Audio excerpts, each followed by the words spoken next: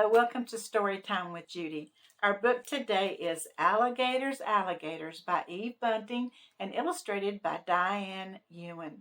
Well, this little boy's dad runs one of those boats in the swamp, and so he goes with him, and he carries a flute. When he plays the flute, all of the gators, they get up and dance in the water. Even the animals on the land, they can't help but dance too. Until this guy that's on the boat, he decides he's going to take that flute because he thinks that it's the flute has magic. It makes the animals do that. So let's find out if he takes the flute, and let's find out what happens if he does. Alligators, alligators, down in the swamp, where the river's warm and the air is damp. Alligators lying in riverbank mud, sunshine warming their cold, cold blood. There's a sound upriver coming their way. They don't get to hear it every day. Laughter and chatter and a whistle blast. The big tourist boat is coming at last. The captain stands, the big boat stops. There's a rattle of sound as the anchor drops. He points to a boy. This here is Jim. He's 10 years old and I'm proud of him. He has a talent and soon you will see how creatures respond to his melody. Jim fingers his flute, and the music rises, music that nobody recognizes. Not one of the tourists makes a sound as the gators slide in and swim slowly around. But there is a man in a shiny black suit who is watching only the boy and his flute.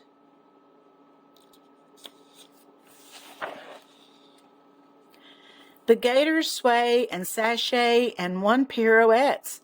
They're cold-blooded killers acting like pets. Are they dancing the stories their ancestors told of centuries past when the New World was old? Jim quiets his music and the tourists can hear another big boat coming noisily near. He puts down his flute and goes back to his chair, a breath of his music still hanging in the air. The gators glide over to where they had lain, to rest in the mud and be gators again. The anchor is raised, Roscoe's boat pulls away, but first the captain has something to say. Maybe you've heard that these gators were trained so that tourists like you would be well entertained. You can't train a gator, that rumor's not true. The gator would eat you before you were through. The gift of this music belongs to my Jim. Animals gather to listen to him. He loves all earth's creatures, the big and the small. Be they savage or tame, he plays for them all. My son doesn't brag about what he can do, but he has agreed that I can tell you. I've seen wild coyotes slink up close to Jim, sit in a circle and listen to him. The man in the suit has come up with a plan. It's been on his mind since the music began. He'll steal Jim's flute, fly to some distant land. Wild beasts will come at the flute's command.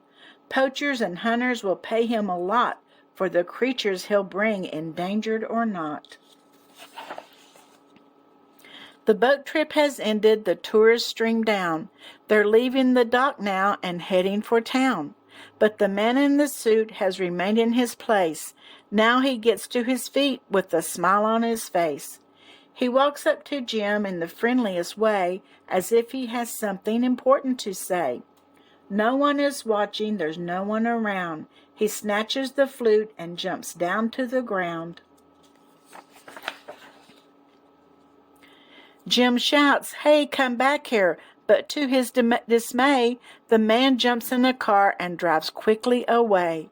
The man in the suit is as proud as can be. He took what he wanted and got away free. The river is close and he's ready to play. Everything's fine. This is his lucky day. The music he plays doesn't sound very good, but the gators arrive. He was certain they would. Are these the same gators that started to dance when Jim played his flute? He thinks there's a chance. The gators aren't dancing, so why are they here? He is suddenly filled with a terrible fear. Then comes a splash and a slithery thud as one of the gators crawls out through the mud.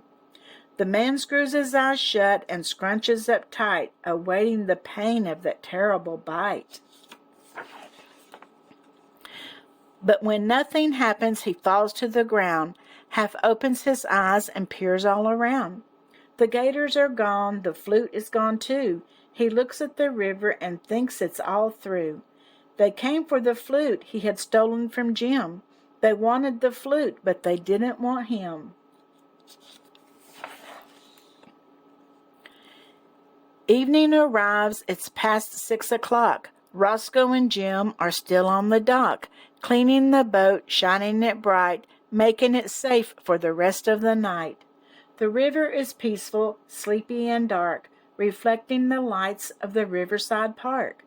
Jim sees the gators, he stands up to check, and one drops the flute so it rolls on the deck. He picks up the flute and commences to play. The gators are waiting, they're starting to sway. They're moving together as if in a trance. Slowly and softly they're starting to dance. So much for the man in the shiny black suit who had thought that Jim's power belonged in his flute. The flute wasn't magic, the flute didn't do it. The power was Jim's love that came whispering through it. Roscoe walks home with his arm around his son. The day has been tiring, but now it is done. Strangers who notice them think it is cute that the young boy is walking and playing his flute. Then halt, amazed to see at his feet 2 bobcats. They're dancing a jig in the street. Well, the animals just loved Jim, didn't they? They love the music he plays, but Jim is the reason that they dance for him, isn't it? And that old nasty man, he didn't get away with it, did he? He thought he was going to get eaten by the gators, but they only wanted the flute. So he was one lucky man in a shiny black suit, wasn't he? I hope you enjoyed this story, and I'll see you again tomorrow. And don't forget to like and subscribe.